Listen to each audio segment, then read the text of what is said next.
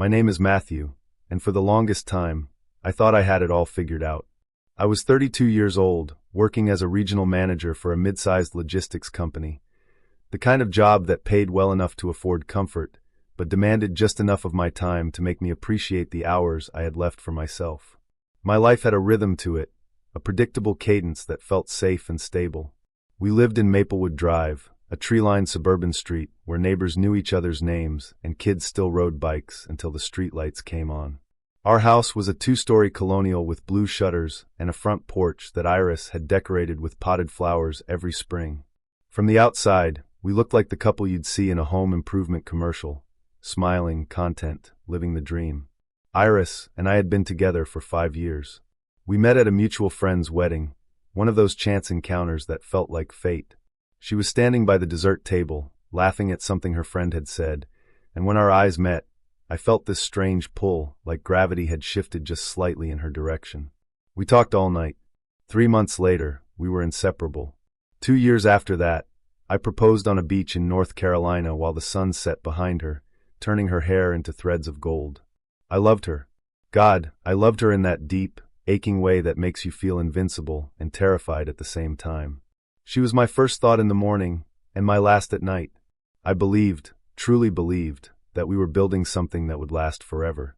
But I've learned something important since then. The things that look perfect from the outside are often the ones rotting from within. You just don't see the decay until it's too late, until the foundation collapses and you're left standing in the rubble, wondering how you missed all the signs. The truth is, I did miss the signs. Or maybe I chose not to see them. Because seeing them would mean admitting that the life I thought I had was a lie. Evan moved in next door on a Saturday in late April. I remember because Iris and I were planting tomatoes in the backyard when the moving truck pulled up. He was younger than me, maybe late 20s, with an easy smile and the kind of confident energy that made him seem instantly likable. He introduced himself that same afternoon, walking over with a 6-pack of beer and an apology for the noise his movers were making. "Sorry about all the commotion," he said, extending his hand. "I'm Evan. Just moved from across town. Figured I'd try to be a decent neighbor from day one." I liked him immediately. There was something genuine about him, none of that performative friendliness you sometimes get from people trying too hard. Iris seemed to like him too. She chatted with him about the neighborhood, told him about the best coffee shop down the street, warned him about the pothole on the corner that the city refused to fix. Over the next few weeks, Evan and I fell into a comfortable routine. We'd see each other in the mornings while taking out the trash, wave as we left for work, sometimes chat about sports or lawn care or whatever was on the news. He'd occasionally come over for a beer on Friday nights, and I'd help him carry in groceries when I saw him struggling with bags. He felt like the kind of neighbor you hope for, friendly without being intrusive, helpful without expecting anything in return. I trusted him. I considered him a friend. I had no idea that he was about to become the person who would destroy everything I thought I knew about my life. It was a Thursday evening in early September. I remember the weather being unusually warm for that time of year, the kind of lingering summer heat that made the air feel thick and heavy. I had just gotten home from work, loosening my tie as I pulled into the driveway, when I saw Evan standing outside his house. But something was different. He wasn't smiling. He wasn't waving. He was just standing there, staring at me with this expression I couldn't quite read. Something between pity and discomfort, like he was carrying a weight he didn't want to hold anymore. "Hey Matthew," he called out, his voice low and careful. "Got a minute?" There was something in his tone that made my stomach tighten. I nodded and followed him around to his backyard, away from the street, away from any windows. The privacy felt intentional, deliberate. He gestured toward a patio chair, and I sat down, my mind racing through possibilities. Did something happen? Was there a problem with the property line? Did I do something wrong? Evan pulled out his phone and sat across from me. He didn't say anything for a moment, just stared at the screen in his hand like it was something dangerous, something that could explode if he handled it wrong. "I don't want to be the one to do this," he finally said, his voice barely above a whisper. "But you deserve to know." He turned the phone toward me and pressed play. The footage was grainy but clear enough. A security camera angle showing the street and part of the neighbor's house 3 doors down. The timestamp was from 2 weeks ago, mid-afternoon on a Tuesday. And there she was, Iris, my wife. She was walking up to the front door of a house I didn't recognize, glancing around briefly before knocking. The door opened. A man appeared, tall, dark-haired, someone I'd never seen before. They exchanged a few words, and then she smiled. Not the polite smile you give a stranger or an acquaintance. It was warm, familiar, intimate. The kind of smile that comes from knowing someone deeply. And then she stepped inside. Evan swiped to the next video. Different day, different timestamp. Same house. Same man. Same smile. This time she was carrying a small bag, something casual slung over her shoulder. She looked happy, relaxed, completely at ease. He showed me 5 more videos. Different weeks, different times of day. Always the same routine. Knock. Smile. Enter. Stay for hours. My throat felt like it was closing. My hands started shaking. I wanted to say something, to scream or argue or demand that this wasn't real, but no words would come. It was like my brain couldn't process what my eyes were seeing, like there was some fundamental error in reality that needed to be corrected. I installed cameras after my place got broken into last year, Evan explained quietly, his voice full of regret. The angle picks up more of the street than I realized. I saw her a few weeks ago and recognized her from when we met. At first, I thought maybe she had a friend in the neighborhood, but then, I kept seeing her. Always the same house. Always staying for hours. And Matthew, I didn't know what to do. He paused, looking at me with genuine pain in his eyes. I've been cheated on before, he said. I know what this does to you. I thought about staying quiet, but you seem like a good guy. You deserve to know the truth. I still couldn't speak. My entire world was collapsing in on itself, frame by frame, timestamp by timestamp. Everything I thought I knew, every moment of trust, every promise we'd made, every plan we'd built together, it was all disintegrating right in front of me. And then Evan said something that would echo in my mind for weeks to come. If you ever want revenge, if you want to make her feel what she made you feel, I'm right here. He wasn't smiling. There was no malice in his voice, no cruel satisfaction. He was simply stating a fact, offering something dark and terrible wrapped in quiet understanding. I looked up at him, my vision blurred with tears. I didn't even know I was crying, and I saw something in his expression that terrified me. Permission. He was giving me permission to become someone else. Someone capable of cruelty. Someone who could hurt the way he'd been hurt. I stood up without a word and walked home. My legs felt like they belonged to someone else, my body moving on autopilot while my mind spiraled into chaos. The 20 feet between his backyard and my front door felt like miles, like crossing a vast and empty desert with no water and no end in sight. When I walked into the house, everything looked exactly as it had that morning. The kitchen was clean. The living room smelled faintly of the vanilla candles Iris loved. There was a note on the counter in her handwriting. Picking up groceries, backed by 7. Love you. Love you. Those words felt like acid on my tongue. How many times had she written that note while planning to see him? How many times had she kissed me goodbye before driving to his house? How many lies had she wrapped in affection, disguised as devotion? I sat down at the kitchen table and stared at my hands. They were still shaking. My chest felt tight, like someone had wrapped steel bands around my rib cage and was slowly tightening them, squeezing the air from my lungs. I wanted to scream. I wanted to break something. I wanted to call her right then and demand the truth, to hear her voice crack and shatter under the weight of her betrayal. But I didn't, because something else was happening inside me, something cold and calculating that I didn't recognize. A part of me that said, wait, don't react, don't show your hand. If you confront her now, she'll have time to prepare. She'll have excuses ready. She'll lie, and you'll never get the whole truth. So I waited. Iris came home at 7:15, carrying 2 bags of groceries and humming softly to herself. She looked radiant, her hair pulled back in a loose ponytail, her cheeks flushed from the warm evening air, her eyes bright and clear. She looked like the woman I fell in love with. She looked happy, and that's what destroyed me the most. She was happy. While I was dying inside, while my entire world was crumbling, she was thriving. Her guilt, if she even felt any, wasn't enough to dim that glow. Hey babe, she said, setting the bags on the counter and walking over to kiss my cheek. How was your day? I forced a smile. Fine. Yours? Pretty good. Ran some errands, grabbed dinner stuff. I was thinking we could make pasta tonight. Sounds great. We moved through the evening like we always did. I helped her cook, we ate dinner at the table, we talked about mundane things, work, bills, plans for the weekend. She told me about a funny interaction she'd had at the store. I laughed at the right moments, nodded at the right times, played my part perfectly. But inside I was screaming. Every time she smiled at me, I saw her smiling at him. Every time she touched my hand, I wondered if those same fingers had touched his face. Every word out of her mouth felt like another layer of deception, another brick in the wall she'd built between us. That night, we lay in bed together. She curled up next to me like she always did, her head on my chest, her breathing slow and steady. She fell asleep within minutes, completely at peace. I stared at the ceiling for hours, her weight pressing against me, suffocating me. I thought about Evan's words. If you ever want revenge, I'm right here. What did that even mean? Was he offering himself as some kind of weapon? Was he suggesting I hurt her the way she'd hurt me? Or was he simply saying that he understood, that he was there if I needed someone who'd been through the same pain? I didn't know. But the seed was planted, and it was growing. The next morning, I called in sick to work. Iris left for her job at the marketing firm downtown, kissing me goodbye and reminding me to rest. The moment her car disappeared around the corner, I was on my feet. I needed to know more. I needed to understand the scope of this betrayal. So I did what any desperate, broken man would do. I started digging. Her laptop was in the home office, password protected but easy enough to guess. Our anniversary date, the same password she used for everything. I felt a sick twist in my stomach as I logged in, knowing I was crossing a line, invading her privacy in a way I never had before.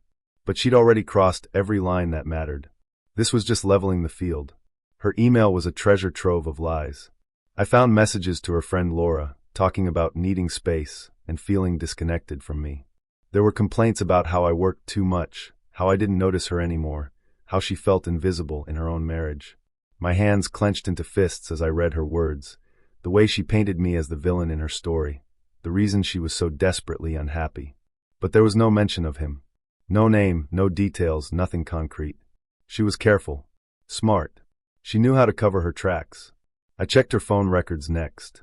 The cell phone bill was in my name, and I could access the call logs online. There it was, a number that appeared dozens of times over the past 3 months. Calls at odd hours, during her lunch break, late at night when I was asleep, early in the morning before I woke up. Some lasted minutes, others over an hour. I ran the number through a reverse lookup service. It came back with a name, Derek Lawson. The address matched the house in Evan's footage. Derek Lawson. I repeated the name in my head like a curse, branding it into my memory. Who was he? How did they meet? How long had this been going on? I found his social media profiles within minutes. He was a real estate agent, mid-30s, divorced with no kids. His photos showed a carefully curated life, gym selfies, vacation shots, pictures with friends at bars and restaurants. He looked like the kind of man who knew he was attractive, who used charm like a weapon. And there, buried in his Instagram feed from 2 months ago, was a photo that made my blood run cold. It was a group shot at some outdoor event, a summer barbecue or festival. And in the background, barely visible but unmistakable, was Iris. She was laughing, holding a drink, standing close enough to him that their shoulders touched. They'd been seen together in public. Casual. Comfortable. Like a couple. How many people knew? How many friends, acquaintances, strangers had seen them together and said nothing? How many times had I been the fool, the last to know, the husband walking around with cuckold written across his forehead in invisible ink? I slammed the laptop shut and sat there in the silence of our home office, surrounded by the remnants of a life I thought we'd built together. The photos on the wall, our wedding, vacations, holidays with family, they all felt like lies now, props in a stage play where I was the only one who didn't know the script. And then my phone buzzed. A text from Evan. "You okay, man? I know yesterday was rough. If you need to talk, I'm around." I stared at the message for a long time. He was checking on me. He cared. Or maybe he was just invested in what came next, curious to see if I'd take him up on his offer. "If you ever want revenge, I'm right here." What did he mean by that? What was he really offering? I didn't respond. Not yet. But I saved the message, tucked it away in the back of my mind where all the dark thoughts were gathering, multiplying, growing stronger. Because the truth was, I was starting to consider it.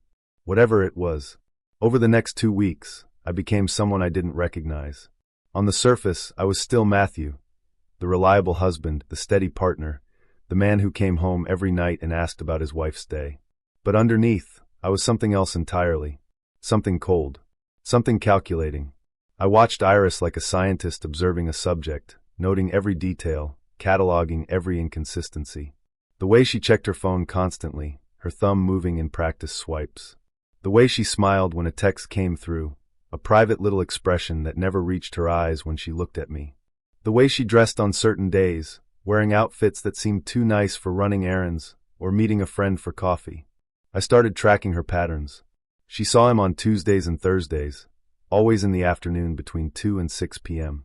She told me she had book club on Tuesdays and yoga on Thursdays. I'd believed her for months, never questioning, never doubting. Why would I? She was my wife. Trust was supposed to be the foundation of everything we'd built. But now I saw the truth. Trust was just another word for willful blindness. One Thursday, I left work early and parked down the street from Derek's house. I told myself I needed to see it with my own eyes, to confirm what Evan's cameras had already shown me. Maybe some part of me still hoped it was a misunderstanding, that there was an innocent explanation I hadn't considered. That hope died at 2:47 p.m. when Iris's car pulled into his driveway. I watched her get out, smooth her dress, check her reflection in the car window. She knocked on the door with the confidence of someone who'd done this 100 times before. He answered wearing a t-shirt and jeans, casual and comfortable, and the way he smiled at her, the intimacy in that expression, told me everything I needed to know. She stepped inside. The door closed behind her. I sat in my car for 3 hours, my hands gripping the steering wheel so hard my knuckles turned white. I imagined walking up to that door, kicking it open, confronting them both in whatever compromising position I'd find them in. I imagined the shock on her face, the fear in his eyes, the satisfaction I'd feel watching their perfect little fantasy world explode. But I didn't move, because confrontation would be temporary. Confrontation would be satisfying for a moment, and then it would be over. She'd cry, apologize, maybe even beg for forgiveness. And then what? We'd get divorced, split our assets, move on with our lives. She'd probably end up with him, living out whatever fairy tale she'd convinced herself this was. No, that wasn't enough. If I was going to destroy this, I needed to be smart about it. I needed to make sure the consequences lasted longer than a single explosive moment. When Iris came home that evening at 6:30, I was in the kitchen making dinner. She kissed my cheek and complimented the smell of the chicken I was roasting. "How was yoga?" I asked, my voice perfectly neutral. "Great," she lied, meeting my eyes without hesitation. "Really good class today. I feel so relaxed." I smiled. "That's good. You've seemed stressed lately." "Yeah, work's been a lot, but I'm managing." We ate dinner together. We watched a movie. We went to bed, and she fell asleep in my arms, her lies tucked safely around her like a blanket. And I lay there in the darkness, listening to her breathe, feeling her heart beat against my chest, and I made my decision. Evan was right. I did want revenge. Not the quick, hot kind that burns out fast. I wanted something slow. Something that would hurt the way I was hurting. Something that would make her understand what she'd destroyed. The next morning I texted Evan. "We need to talk." I met Evan in his backyard again, late on a Friday night when Iris was already asleep. The air had turned cold, autumn finally asserting itself, and I could see my breath in the glow of his porch light. "Thanks for coming," he said, handing me a beer. "I wasn't sure you'd reach out." "I wasn't sure either," I admitted, taking a long drink. The alcohol burned going down, but it felt good, grounding, real. We sat in silence for a moment, two men connected by the strange, dark thread of betrayal. Finally, I asked the question that had been eating at me since that first conversation. "What did you mean when you said you'd be here if I wanted revenge?" Evan leaned back in his chair, studying me with an expression that was difficult to read. "I meant exactly what I said. I've been where you are, Matthew. I know what it feels like to be the fool, to realize that the person you trusted most in the world was lying to your face every single day. And I know what it's like to feel powerless, to watch them get away with it while you're left picking up the pieces. So what are you suggesting? That I cheat on her too? Even the score?" "That's one option," he said carefully. "But I was thinking something more strategic." "Strategic how?" He took a drink, choosing his words carefully. "Look, I'm not saying you should do anything illegal or crazy, but there are ways to make her feel what you're feeling. Ways to take back some of the control she stole from you. You could document everything, build a case, make sure she doesn't get to play the victim when this all comes out. You could expose the affair to her friends, her family, her co-workers. Let everyone see who she really is. You could even..." He paused, meeting my eyes. "You could let her think everything is fine while you plan your exit. Make sure you're protected financially and emotionally before you pull the trigger." I listened, my mind racing through the possibilities. Everything he was saying made a twisted kind of sense. Why should I be the only one suffering? Why should she get to keep her perfect image while I fell apart? And if I wanted more than that? I asked, my voice low. If I wanted her to hurt the way I'm hurting? Evan was quiet for a long moment. Then he said, "That's up to you, man. I'm just saying, whatever you decide, you don't have to do it alone. I've got your back." I looked at him, this neighbor I barely knew, and I saw something I hadn't expected: kinship. He understood in a way no one else could. He'd lived through this nightmare and survived, and now he was offering me a lifeline, or maybe a noose. I wasn't sure which. "Why are you doing this?" I asked. "Why do you care?" "Because someone should have done it for me," he said simply. "When my ex cheated, I found out from a stranger at a party who felt sorry for me. It was humiliating. If I'd had someone looking out for me, someone who could have given me proof before I confronted her, maybe things would have been different. Maybe I could have protected myself better." He finished his beer and set the empty bottle on the table between us. "So yeah, maybe this is selfish. Maybe I'm living vicariously through you, getting the revenge I never got for myself. Or maybe I just think you deserve better than what she's giving you. Either way, the offer stands." I didn't commit to anything that night, but as I walked back home, past the darkened windows and sleeping houses of Maplewood Drive, I felt something shift inside me. The pain was still there, the betrayal still raw and bleeding. But now there was something else too: purpose. Iris had made her choice. She'd chosen to betray me, to lie, to build a secret life with another man. Now it was my turn to choose. And I was beginning to realize that forgiveness wasn't on the table anymore. 6 weeks after Evan showed me those videos, and I still haven't confronted Iris. I still come home every night, kiss her hello, ask about her day, pretend that everything is fine. We make dinner together. We watch TV. We make love, though now every touch feels like a violation, every kiss like poison on my lips. She has no idea I know. And that's exactly how I want it. Because I've learned something important in these weeks of careful observation, of playing the fool while gathering evidence. Knowledge is power, and timing is everything. I've documented everything. Every Tuesday and Thursday when she disappears for hours. Every lie about book club and yoga and coffee with friends. I've got screenshots of text messages I recovered from her deleted files, photos I found hidden in obscure folders on her laptop. I've got testimony from Evan, his security footage time-stamped and saved in multiple locations. When this ends, and it will end, she won't have any room to deny it. She won't get to rewrite history or play the victim. Everyone will know exactly who she is and what she did. But I still haven't decided when to pull the trigger. Part of me wants to wait, to let her dig herself deeper, to accumulate so much evidence that there's no possible way she can talk herself out of it. Another part of me wants to end this now, to stop living this lie and start rebuilding whatever's left of my life. And then there's the darkest part of me, the part that Evan awakened with his offer of revenge. That part wants her to suffer, wants her to feel betrayed, humiliated, destroyed, wants her to understand what she's done to me in a way that words could never convey. But one night, as I sat in our home office staring at all that evidence spread across the desk, something shifted inside me. I looked at myself in the mirror hanging on the wall, really looked, and I saw someone I didn't recognize. Someone consumed by anger. Someone whose every thought revolved around causing pain. Someone who had become so focused on destroying her that I'd forgotten what I actually wanted for myself. And in that moment, I realized this wasn't about her anymore. It was about me. Revenge wouldn't heal the wound she'd inflicted. It wouldn't restore the trust she'd shattered or give me back the years I'd invested in our marriage. It would just turn me into someone as cruel as her betrayal had been. It would make me bitter, hollow, defined by what she'd done to me rather than who I could become without her. I didn't want to be that person. I didn't want her to have that kind of power over me. So I made a different choice. That night, I finally responded to Evan's latest text. "I don't want revenge anymore. I just want to be free." He replied within minutes.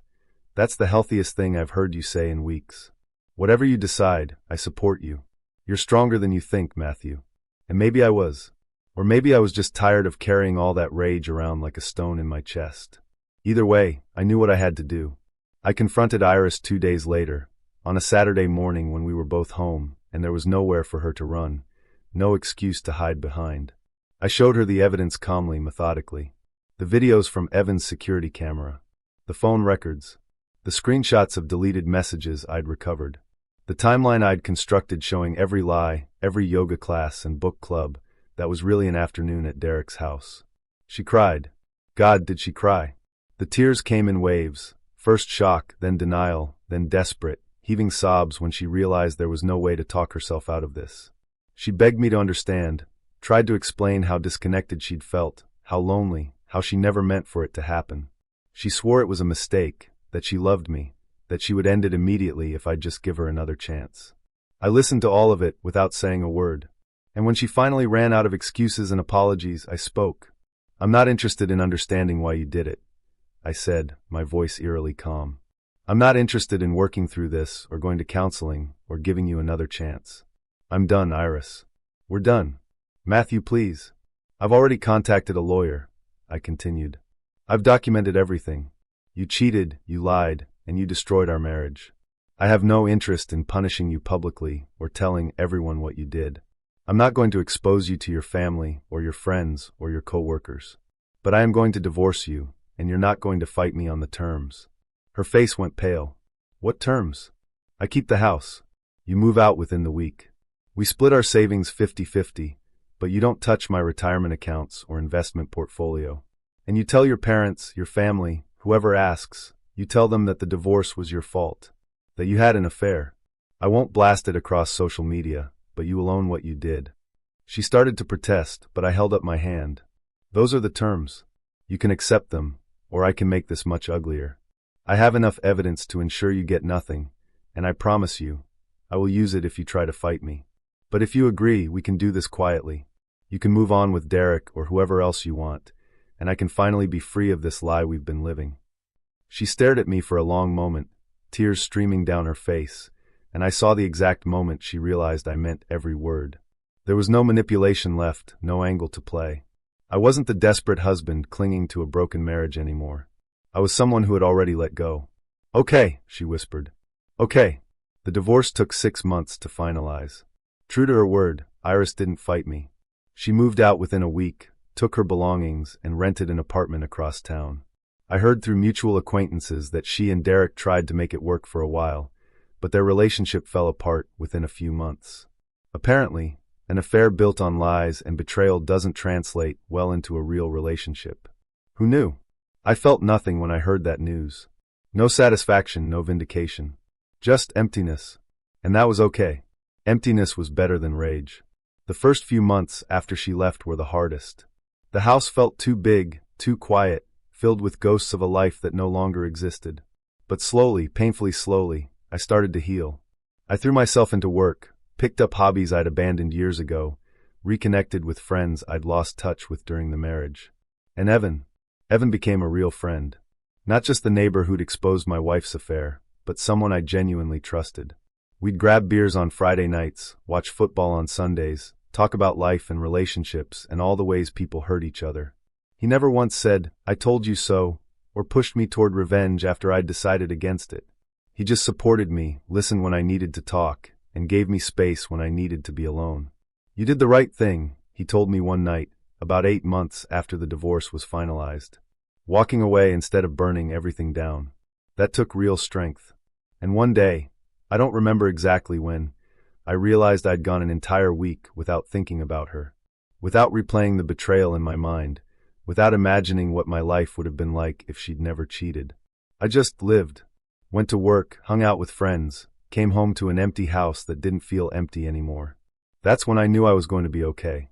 I chose freedom. And I'd make that choice again in a heartbeat. Because here's what I've learned. Holding on to anger is like drinking poison and expecting the other person to die. Revenge might feel satisfying in the moment, but it's temporary.